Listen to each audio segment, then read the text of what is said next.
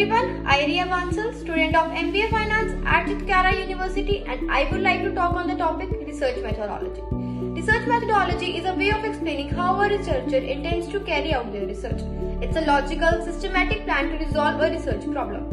A methodology details a researcher approach to the research to ensure a reliable and valid results that addresses their aims and objectives. It encompasses what data they are going to collect and from where, as well as how it is being collected. So why is a research methodology important? A research methodology gives us a research legitimacy and provides a scientifically sound findings. It also provides a detailed plan that helps to keep a researcher on track. Methodology section a research paper that includes the following information. First one is the research design. The type of research study that conducted, such as quantitative experiment, a qualitative case study or a mixed study. Data collection. The scientific methods used to analyze the data, such as statistical analysis, thematic analysis or ground theory analysis. So, what are the types of research methodology? There are three types of research methodology: quantitative, qualitative and the mixed types, which includes both qualitative and the quantitative.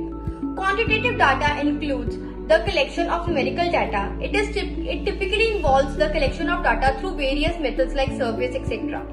Qualitative research is about the collection of data and analysis of the numerical data like written or spoken in words. It typically involves the interviews and the participation observation in order to examine people's lived experience. So in last, I will conclude that research methodology is an important part of any research project. By carefully selecting and implementing a research methodology, researchers can ensure that their findings are valid, reliable and meaningful. Thank you for your time.